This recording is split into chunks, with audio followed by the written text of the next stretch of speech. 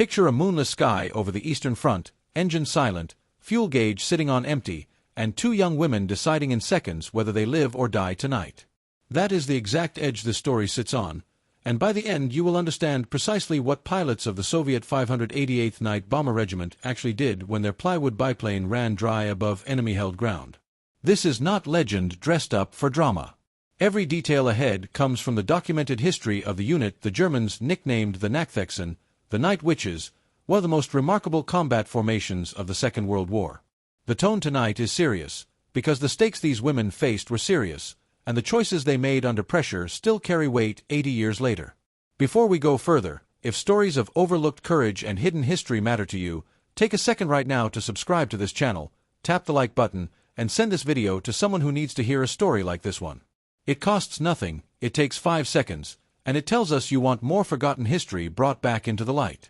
Now, back into the cockpit, because to understand what happened when the fuel ran out, you first have to understand who these women were and why they were flying combat missions with almost nothing to protect them at all. The story begins in the summer of 1941, weeks after Nazi Germany invaded the Soviet Union and Red Army losses were staggering. Marina Raskova, already a celebrated Soviet aviator and something of a national hero for a record-breaking long-distance flight in 1938, used her direct access to Joseph Stalin to push for something no other major power in the war would attempt at that scale: all-female combat aviation regiments. Thousands of young Soviet women, many still teenagers, answered the recruitment call, driven by a mixture of patriotism, grief for lost brothers and fathers, and a fierce refusal to be kept out of the fight. Raskova personally interviewed and selected candidates, and by October 1941 the Soviet Union had authorized 3 new regiments built entirely around female personnel: the 586th Fighter Aviation Regiment, the 587th Bomber Aviation Regiment, and the 588th Night Bomber Regiment, the unit this story centers on. What made the 588th genuinely unique, even among these 3, was that it was staffed from top to bottom by women, not just as pilots but as navigators, mechanics, armorers, and ground crew. That detail matters, because it meant every bomb loaded, every engine repaired, and every emergency handled in the field that night was managed entirely by women working in brutal winter conditions with limited equipment. Training took place at the Engels Military Aviation School on the Volga, compressed into a fraction of the normal peacetime schedule because the front could not wait. These recruits were learning navigation, night flying, and combat tactics in months instead of years, on aircraft never designed for war. That aircraft was the Polikarpov P-2, a fabric and plywood biplane originally built in the late 1920s for crop dusting and basic flight training, not for war. It cruised at roughly 90 miles an hour, slower than a modern car on a highway, and it could carry only 2 bombs, one slung beneath each lower wing. Because every extra kilogram cut directly into bomb capacity, the regiment flew for most of the war without radios, without defensive machine guns, and without parachutes, a decision that would matter enormously in exactly the kind of emergency this story is about. The open cockpit exposed pilots and navigators to brutal frostbite at altitude, especially in winter, when metal instruments froze to bare skin and feet went numb inside standard-issue boots. And yet this obsolete little aircraft had one accidental advantage that turned it into a genuine weapon.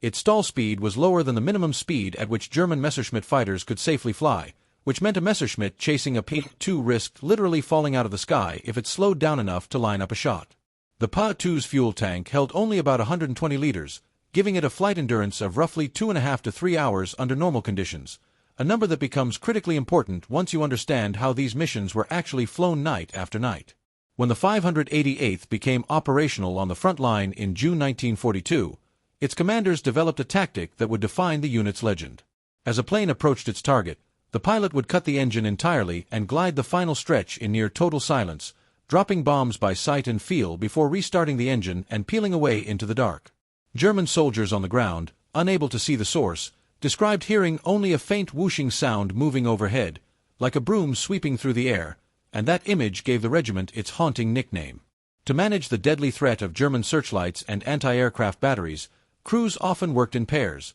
with one aircraft deliberately drawing the searchlight beams while a second aircraft used the darkness to line up its bombing run undetected. It was an effective, terrifying tactic for the enemy below, but it demanded something the aircraft was never built to sustain: repetition, over and over, through the same night, with almost no rest between flights. This is where the danger of fuel truly enters the story, and it is not exaggeration, it is simple arithmetic. Crews would land back at their forward airstrip, and ground crews, working in complete darkness with flashlights shielded from enemy view, had as little as 3 to 5 minutes to unload fresh bombs from wooden crates, manually set fuses, and manhandle 2 bombs weighing around 100 kilograms each into position beneath the wings. Then the aircraft would refuel and launch again. It was not unusual for a single crew to fly 8, 10, or even 15 sorties in a single night, and Nadezhda Popova, one of the regiment's most decorated pilots, is recorded as having flown 18 missions in one night alone, an almost unimaginable pace sustained on an aircraft with barely 3 hours of fuel in its tank at any given time. Every one of those sorties carried the same quiet risk sitting underneath the adrenaline and the bombing runs. Miscalculate the wind, misjudge the distance back to the airstrip, take unexpected battle damage that forced a longer detour, or simply run one sortie too many into the night, and the fuel gauge would eventually read empty while the aircraft was still over hostile or contested ground,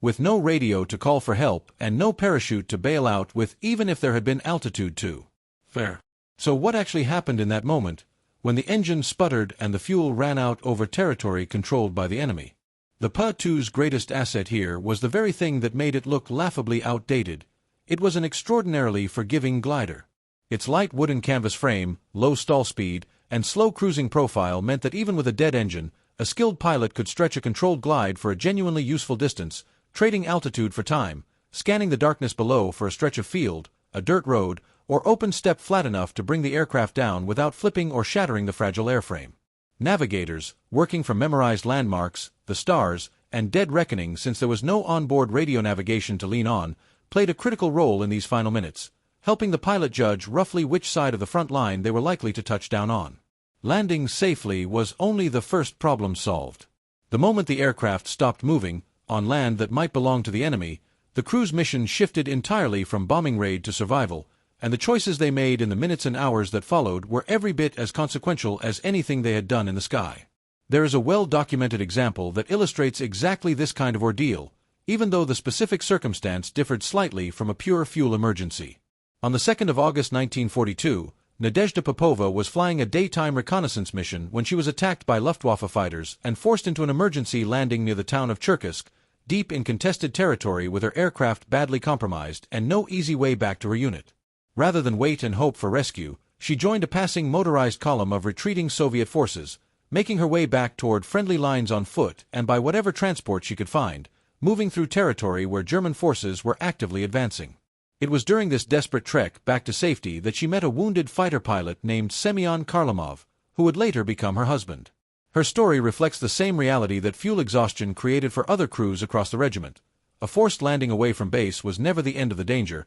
it was the beginning of a second mission, one fought on foot, through unfamiliar ground, often at night, with the constant risk of German patrols nearby. If you have made it this far into the story, I want to ask you directly for something in the middle of this video, the same way these pilots kept moving in the middle of impossible nights. Please take a moment to comment below and tell me the one detail in this story that surprised you the most, because it genuinely helps this channel reach more people who care about real history like this. And if you have not yet subscribed, now is the moment, because the second half of this story goes even deeper into what these women risked every single time they climbed into that cockpit. Because the truth is, the psychological weight these crews carried went beyond exhaustion and cold. Until 1944, pilots and navigators of the 588th flew without parachutes, a deliberate weight-saving decision made because every kilogram spared for equipment was a kilogram taken away from bombs. That meant an emergency landing was, in a very real sense, the only parachute they had. Some accounts describe crews carrying a single pistol round set aside not for combat but for themselves,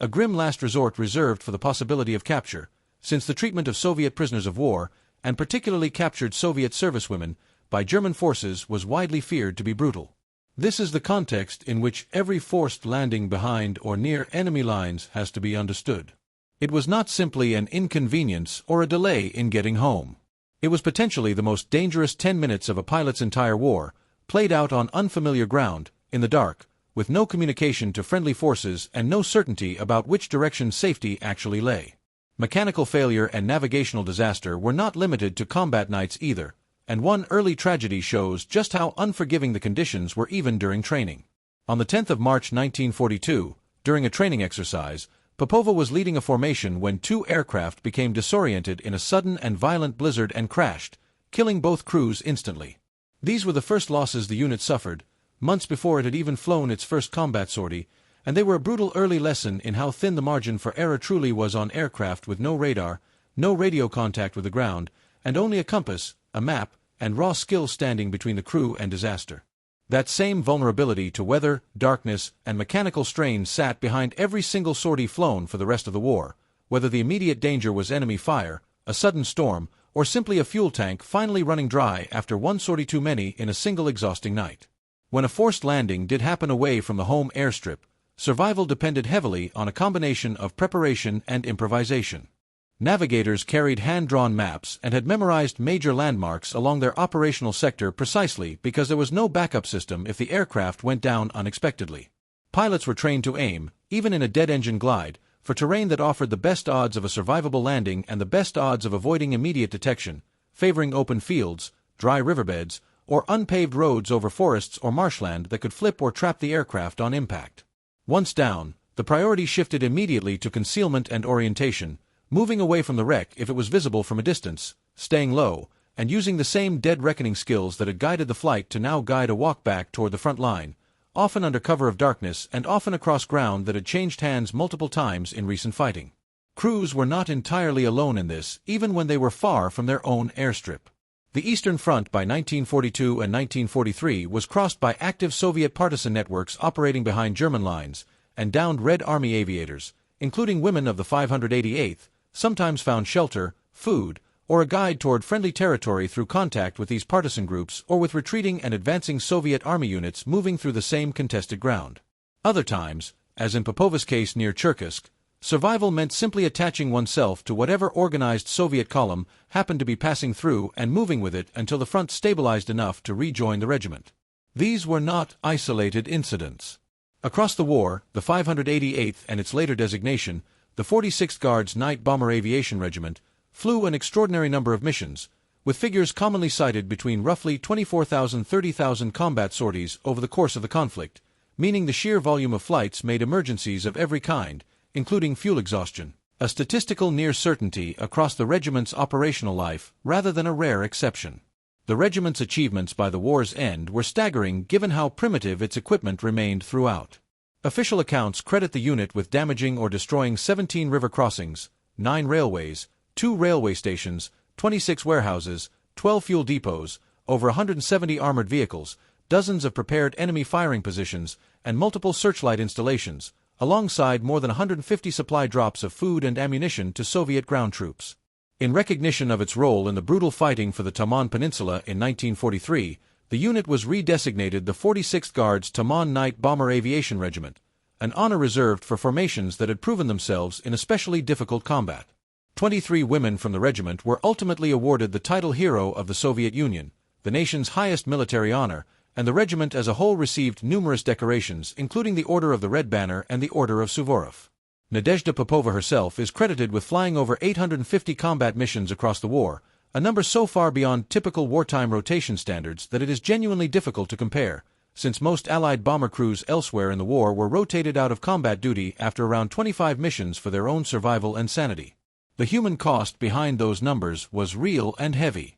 The regiment lost roughly 30 women in combat over the course of the war, each loss a reminder that the same fragile aircraft that made the Night Witches nearly impossible for German fighters to shoot down in the air also offered almost no protection when things went wrong on the ground, in a blizzard, or with an empty fuel tank far from home. Survivors carried that weight for the rest of their lives, many going on to become flight instructors, aviation officials, or simply private citizens who rarely spoke about the specifics of what they had endured unless directly asked by historians decades later. Marina Raskova, the woman who had built the entire program from nothing through sheer force of will and political persuasion, did not live to see the war's end herself, dying in early 1943, but the regiment she created continued flying combat missions almost until the fall of Berlin in 1945. What makes this story endure, beyond the medals and the mission counts, is the sheer physical and psychological reality of what these young women did night after night in an aircraft that offered them almost nothing in the way of safety margins. No radio to call for help.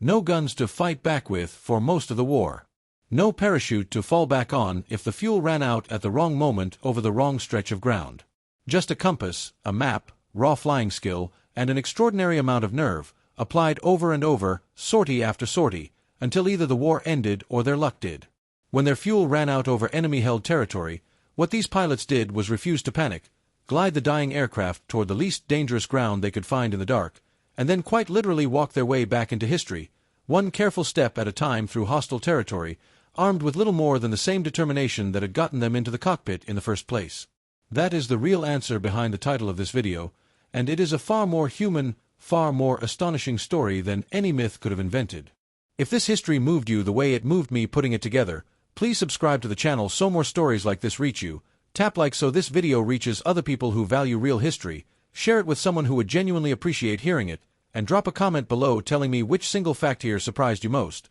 because that is exactly how forgotten stories like the Night Witches stay remembered.